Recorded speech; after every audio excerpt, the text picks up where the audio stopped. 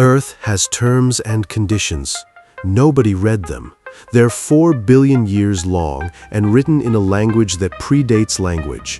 But somewhere in that document, there's a clause, a very specific clause that lists coordinates, places where the agreement between humans and nature just doesn't apply, where you don't get the usual protections, where the food chain doesn't recognize your status as the apex predator.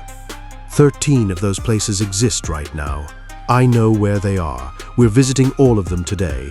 In order, starting with a place so alien-looking that scientists have used it to train people for Mars missions, and ending on an island that the Brazilian Navy officially abandoned because of what lives there. Not a disease, not radiation. What lives there? We'll get to it. Stay for 13. Nothing in this video will prepare you for it, and I mean that literally. Let's go. Location 1.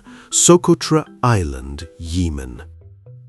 Before I describe this place, I need you to understand something. I'm not using filters, not adding effects, and nothing you're about to see is AI generated.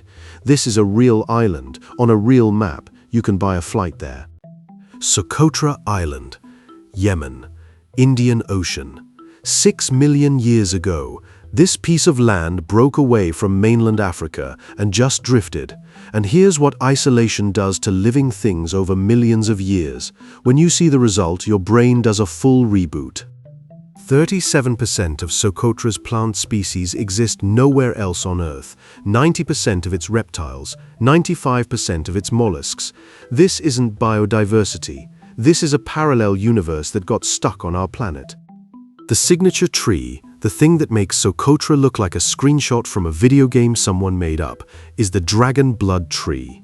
It looks exactly like what would happen if you asked a 5-year-old to draw a tree from memory after looking at a flying saucer, an upside-down umbrella, a mushroom on stilts, growing on rocky plateaus in groves so surreal they look designed. Slash the bark and dark red resin bleeds out, thick, viscous, the color of old wine. Ancient people didn't call it resin, they called it dragon's blood, because they were convinced these trees were growing at the site where dragons and elephants had fought to the death, and the ground was still soaked in their blood. Medieval alchemists shipped it across trade routes. Roman gladiators rubbed it on their bodies before combat. Today it's used in medicine. In Socotra, it's still just dragon blood. Also here, cucumber trees, a standard cucumber stretched to the height of a telephone pole. The desert rose, a plant that looks like an elephant's foot wearing a pink flower crown. And 90% of everything else you'd see has never been named by anyone outside this island. Socotra is what Earth looks like when it's left alone long enough. Walking through it, you half expect a pterodactyl to glide overhead, and honestly, given everything else about this island, you wouldn't even question it. Location 2. Redwood National Park, California. Here's something I want you to sit with. There are 330 million people living in the United States. A significant percentage have driven through Northern California on Highway 101. And most of them have never stopped at Redwood National Park, have driven within miles of the tallest living organisms on Earth, and just kept going. Wherever they were headed was apparently more important. I don't know what they were doing. I know what they missed. Coast redwoods reach 380 feet. Taller than the Statue of Liberty from base to torch. Taller than Big Ben. Roughly the height of a 35-story building. Except this building photosynthesizes, has survived multiple ice ages, has bark so thick that forest fires literally burn around it, and has been standing in this specific spot in California for up to 2,000 years. The first thing that hits you when you enter a redwood grove, and I mean physically hits you like a pressure change, is the silence. These trees absorb sound. The bark is thick and fibrous, like recording studio walls. The canopy is so high and dense that by the time light reaches the forest floor, it's diffuse, golden cathedral. You can't see the sky from down here. You're standing at the bottom of something enormous, looking up into permanent green twilight. The ferns under your feet reach your waist, chest high on some people. Not ornamental ferns, the descendants of plants that Triceratops actually walked through. This forest is biologically identical to what it looked like 160 million years ago, which is why Spielberg filmed The Lost World here. No sets, no CGI backgrounds. He brought cameras to Redwood and let the forest be what it already was. No modifications necessary. Now put your hand on one of these trunks. Rough, warm, slightly spongy bark, and do the math. This tree was 200 years old when Columbus crossed the Atlantic. It was alive during the Black Death. It was a seedling when the Western Roman Empire collapsed. Every single thing in recorded human history, every war, every invention, every empire, happened during this tree's afternoon. We are not the main characters here. We are a very brief footnote that the tree will outlast completely. Location 3. Vallée de Mai, Seychelles.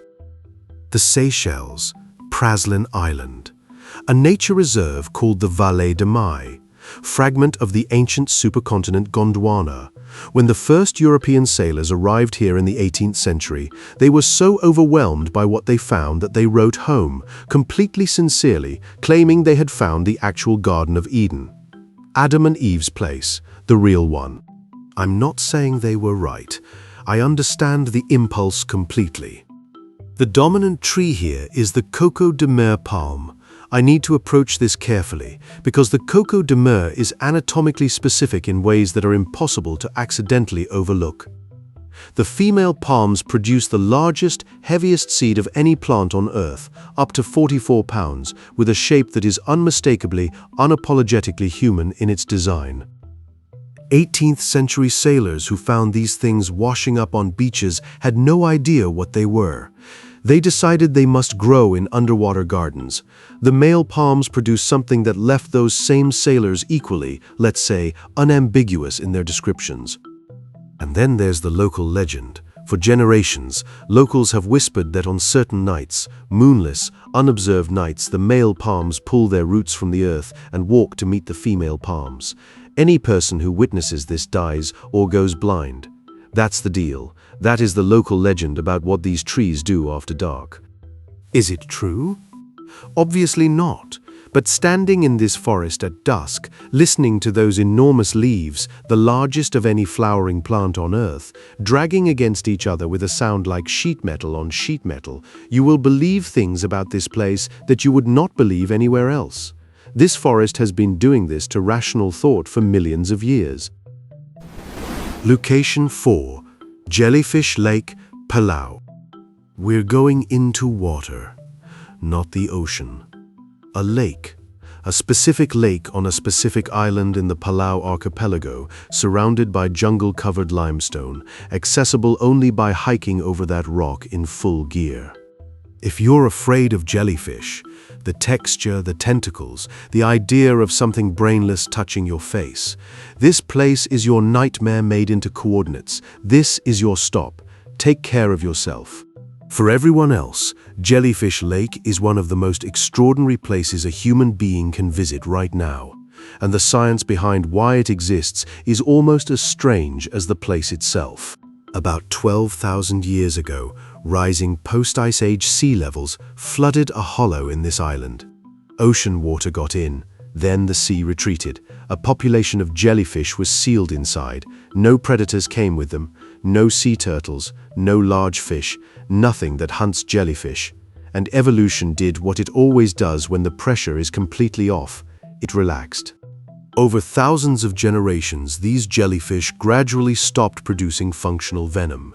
Their stinging cells still exist. They're just too weak to penetrate human skin. You can let one drift across your face, your lips, and feel nothing but the softest pressure imaginable, like touching silk that's made of water. Here is the part that sounds made up. These jellyfish are farmers. Inside their translucent bodies, they carry photosynthetic algae. The algae needs sun. So every morning, all several million of these jellyfish, golden, pulsing, softball-sized, migrate east toward the sun. Every evening west. They run an agricultural operation on a 24-hour schedule. They have a commute. Swimming through them feels like being suspended inside a snow globe, someone filled with living gold. It is one of the genuinely strangest and most beautiful things a human body can experience. But the lake has terms. Below 50 feet, the water turns anoxic, zero oxygen, and saturates with hydrogen sulfide. A diver who descends too far gets the toxin absorbed directly through skin. Unconsciousness, potentially worse, snorkeling only, surface only. The lake is very clear about this. Nature lets you in to look. It decides how far. Location 5. Galápagos Islands, Ecuador. The Galápagos. Darwin. Evolution. You know the setup. What the textbooks don't fully capture, what you have to stand there to experience, is that visiting the Galápagos feels less like nature tourism and more like walking onto a film set for a movie set 200 million years ago, where nobody told the animals that humans are supposed to be in charge. The marine iguana is the representative creature of this feeling. Look at this animal. Gray-black plated skin, spiny dorsal ridge, powerful claws, a face that is, and I want to be generous here, a face that suggests evolution was in an experimental phase when it designed this particular feature set. When hundreds of them are stacked on volcanic rock, tails tangled, eyes half open, completely unbothered, it looks like the set of a creature feature that nobody greenlit. What makes them genuinely remarkable is what they do. Marine iguanas are the only lizards on Earth that feed in the ocean. They saw the Pacific and they said yes. They dive into cold water, hold their breath for 30 to 40 minutes, and scrape algae off submerged rock with their teeth. Watching one swim legs pinned to its sides, entire body moving like a living sine wave, is like watching a memory the planet has of something that came before us. On land, they sneeze constantly, shooting salt water out of their nostrils directly onto their own heads to expel what they swallowed while feeding. White mineral deposits build up on their skulls over time. It gives them the look of a creature wearing a small, bad Halloween wig. Nobody told them this looks undignified. They have been doing it for millions of years and have absolutely no notes. They also have no fear of humans. We have not been here long enough to register as a threat. Walk within 2 feet of a group and they look at you with the specific expression of something that has survived ice ages and continental drift and genuinely cannot identify what your deal is. Location 6. Daintree Rainforest, Australia. Australia. The continent that functions as a reminder that every other landmass on Earth is kind of taking it easy. The Daintree Rainforest in Queensland is 180 million years old, the oldest tropical rainforest on Earth. The Amazon is about 55 million years old. The Amazon is practically new construction. The Daintree was here when dinosaurs were still figuring out the basic logistics of being dinosaurs. The danger in the Daintree is not the age. The danger is what's still here from that era. The cassowary. Let's take a moment. Blue neck, red wattles, a hollow casque on top of its head that it grew itself, apparently for reasons that made sense at the time. It looks, and I say this with respect for all living things, it looks like a turkey that got rejected from every carnival in the country and decided to develop a personality disorder instead. Do not let the turkey comparison stick. The Guinness Book of World Records officially lists the cassowary as the most dangerous bird on Earth, not in Australia, on Earth. This is a velociraptor that survived into the present day by wearing feathers and selecting a continent where no one would argue with it. Its inner toe carries a single claw, 5 inches long, straight, precise. A cassowary runs 30 miles per hour. It leaps and kicks forward with both feet. That claw can eviscerate.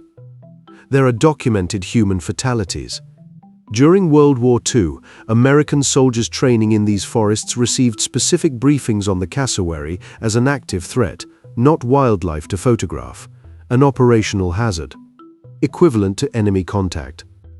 If you are ever in the Daintree and you hear a sound, low, resonant, somewhere below normal speech frequency, a sound you feel in your sternum before your ears register it, that is a cassowary communicating from somewhere in the ferns nearby. It knows exactly where you are. You do not know where it is. Sit with that asymmetry for a moment.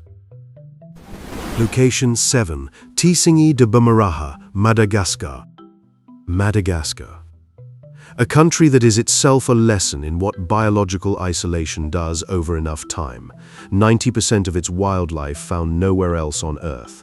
But even by Madagascar's standards, the Tsingy de Bemaraha is a different category of place entirely.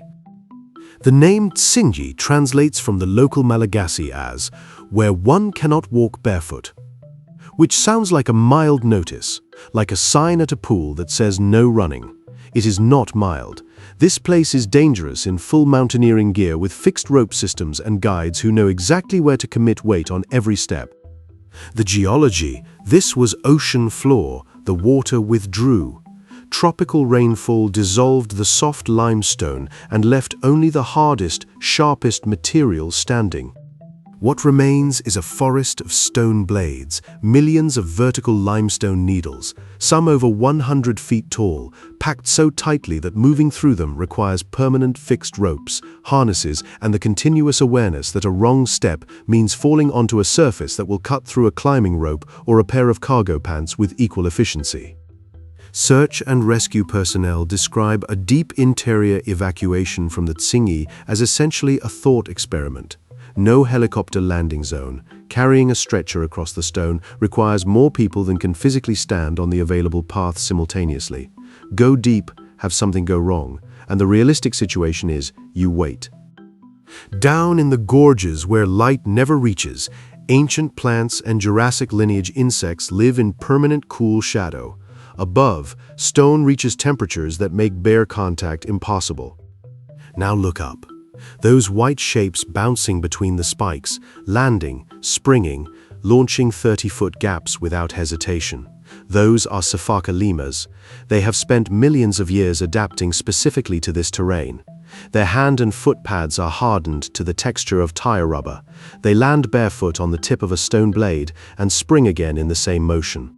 For them, the Tsingy is the safest address on the island. No predator can follow. They look down at us, sweating, clipped to our safety lines, moving at geological pace with the same calm indifference the Galápagos iguanas showed us 4 locations ago.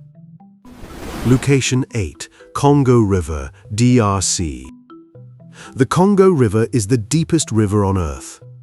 At its deepest, the bottom is 720 feet down, further than most recreational submarines go. Below a certain depth, no light has ever reached. Whatever lives down there has never seen the sun and has had tens of millions of years of uninterrupted darkness to figure out exactly what it is. This river has carried legends as long as people have lived near it. The pygmy peoples of the Congo Basin describe, without irony, the Mokele Mbembe, a massive long-necked animal living in the deep channels, capable of capsizing canoes.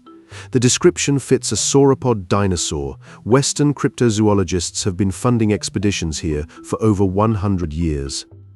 The jungle is dense enough that hiding an elephant is logistically simple, so the expeditions have not been conclusive. Here's the thing, the Congo doesn't need a surviving dinosaur. It has something real that is arguably more unsettling. Meet the Goliath tigerfish. 32 teeth, each the size and shape of a steak knife, in 2 rows that interlock on closure and shear through whatever is between them. 5 feet long, 110 pounds. The only freshwater fish on Earth with documented, verified attacks on Nile crocodiles, not near misses, attacks on crocodiles. Fishermen on the Congo have lost fingers from careless contact at the water's surface. The fish responds to vibration and strikes faster than a human hand can pull back. The Congo isn't a river with dangerous fish in it. It's a different food chain entirely from the one you learned in school. Here, the textbook is wrong about who outranks whom. Location 9. Son Doong Cave, Vietnam. Phong Nha Bang National Park. Central Vietnam, you've been trekking through jungle for hours when you notice cold air rising from the ground, a lot of it moving fast, like something enormous is exhaling below your feet. Then you hear the river, underground, not small, a river with a voice. You found Son Doong, the largest cave on Earth. Before the numbers, these numbers didn't work for me until I saw the photographs, so I'll give you the reference points that helped. The main chamber is 650 feet high and 500 feet wide. A 40-story building fits inside without touching the ceiling. A full commercial runway, long enough to land a 747, fits on the cave floor. Now here's the part that restructures what the word inside means. In places where the cave ceiling collapsed millions of years ago, huge holes have opened to the sky above. Real sunlight comes through, and where that light reaches, hundreds of meters underground, a self-contained ecosystem has grown. Trees 100 feet tall, ferns, vines, monkeys, birds. A jungle that has never seen the outside world, growing in the dark under a roof of stone, lit by holes in the sky it can never reach. The ecosystem generates its own weather. Temperature differentials between cave air and outside create clouds that form inside the passages and drift through them. You can stand underground in Vietnam and watch clouds move past you at eye level. Scientists in Doong regularly discover species previously unknown to science. Blind cave fish, insects that have never encountered sunlight, plants assumed extinct on the surface. All of it evolving in complete isolation from a world that is 200 meters away vertically but may as well not exist. The danger here is simpler than any of that. During monsoon season, the underground river rises dozens of meters in hours. Walkable passages submerge completely. If you're inside when that happens, there is no option. Doong is open to a very limited number of visitors per year during specific seasonal windows only. The cave has scheduling preferences. It enforces them. Location 10, Komodo Island, Indonesia. There is exactly one island on Earth where dragon is a species designation, where it appears on wildlife warning signs, on ranger briefings, and on the continuous mental calculus of everyone who has ever had to cross an open field there. Komodo Island. Komodo dragons are the largest lizards alive, 10 feet, 200 pounds. When one walks toward you, and they do walk toward people, unhurried, tongue tasting the air for your exact scent, you feel something very old in your nervous system respond, not panic. Older than panic, recognition. For decades, science said Komodo kills were caused by bacteria. The mouth was so colonized with pathogens that a bite caused lethal infection over days. Disturbing enough, the truth confirmed more recently is worse. Venom glands. The bite delivers anticoagulants, blood pressure-dropping toxins, compounds that paralyze muscle tissue. The prey doesn't die from the bite. It dies from everything that follows the bite. And the Komodo at that point follows too. It can track a bitten animal for miles. It is patient in a way that only something without a concept of urgency can be patient. Komodo dragons have entered homes. They break standard wooden doors.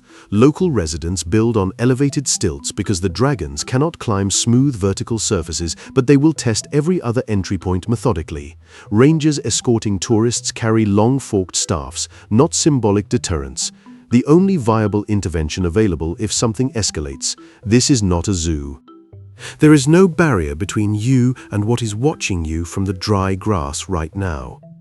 The animal currently reading your scent does not have a concept of the arrangement you thought you made when you bought a ticket. Location 11, Sarisariñama Sinkholes, Venezuela. Southern Venezuela, Tepuy Plateau. From the helicopter, it looks like ordinary jungle until suddenly it doesn't. The ground opens, perfectly circular voids, cut straight down into the rock, disappearing into darkness, the Sarisariñama sinkholes. The largest 1,100 feet across and 1,100 feet deep. If you need scale, drop the Eiffel Tower in. The antenna doesn't clear the rim. Stack 3 Empire State Buildings at the bottom. Still room. This is a hole large enough to contain its own separate forest at the bottom, living under a column of light that falls 1,100 feet from a circle of sky the diameter of a stadium. From the air, it looks like a jungle growing inside a drain. The walls are vertical and in sections overhanging. Anything that fell in during the millions of years this has existed stayed in. Animals, plants, insects, sealed at the bottom, evolving in total isolation from the plateau above. When scientists first descended, a multi-day operation requiring ropes and serious logistics, they found species that don't exist anywhere on the surface, even 1,600 feet away horizontally. Frogs, orchids, beetles, separate evolutionary branches that developed in a hole that nobody knew about until recently. The indigenous Yekwana have a name for what they believe lives at the bottom. The word Sarisariñama is said to mimic the sound that drifts upward from the depths. Sari, sari, the sound, according to the stories, of a spirit that eats people. Standing at the rim, looking down into that dark, the legend feels less like mythology and more like an empirical observation made by people who were paying close attention.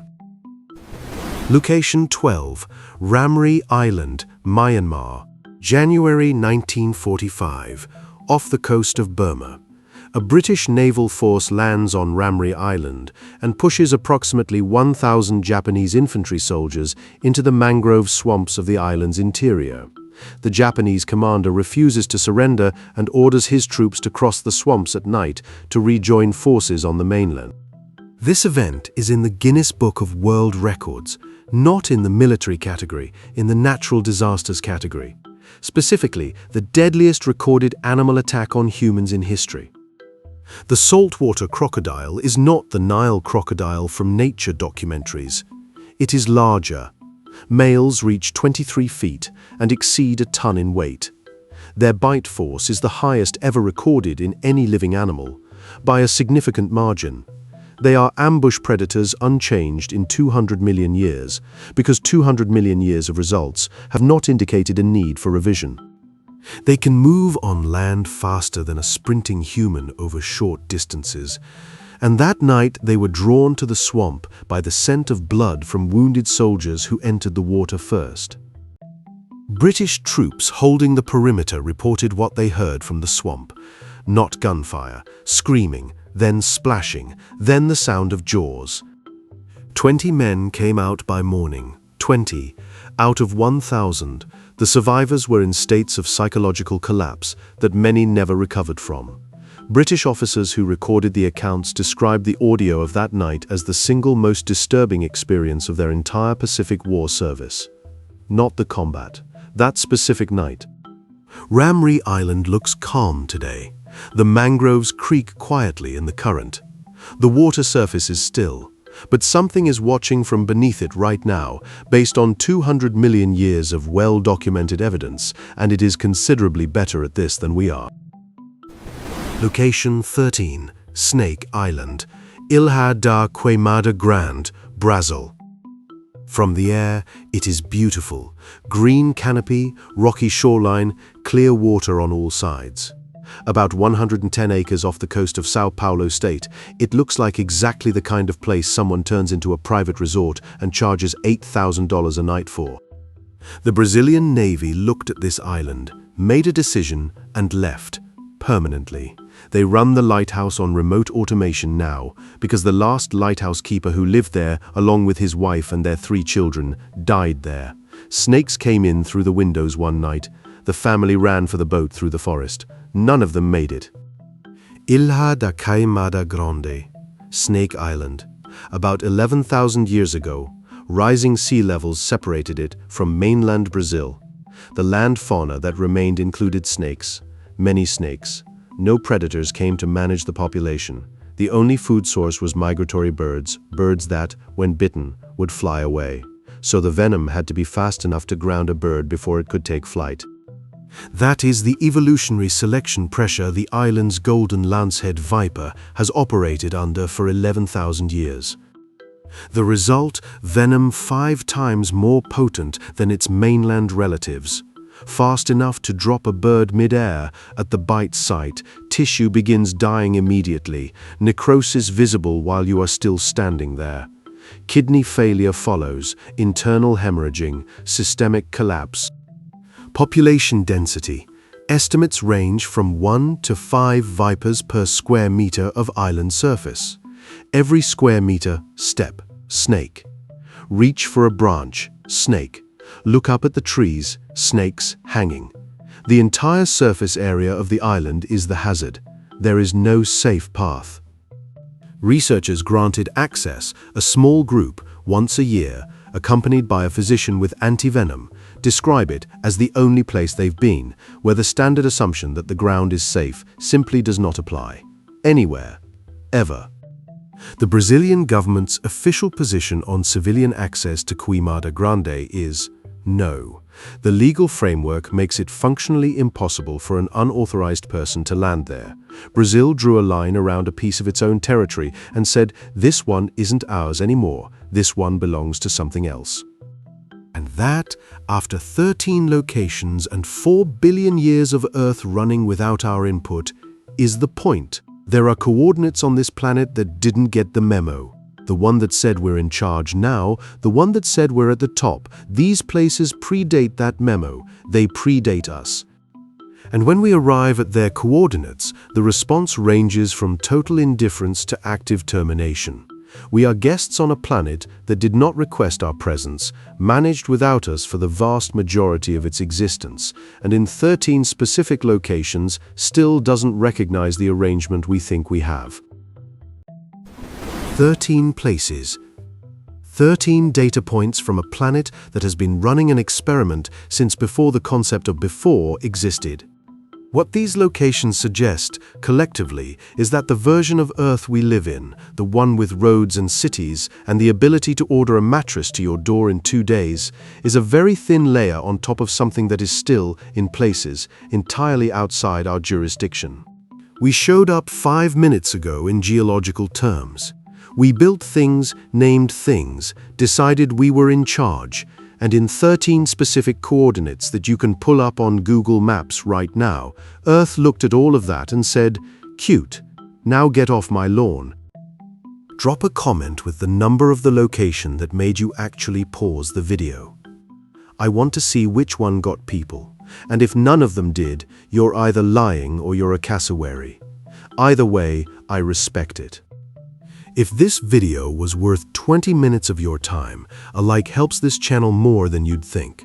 Subscribe, because next time we're going somewhere nobody on Earth has fully mapped, the deep ocean trenches where pressure is enough to implode steel, and whatever has been living down there in complete darkness for 500 million years.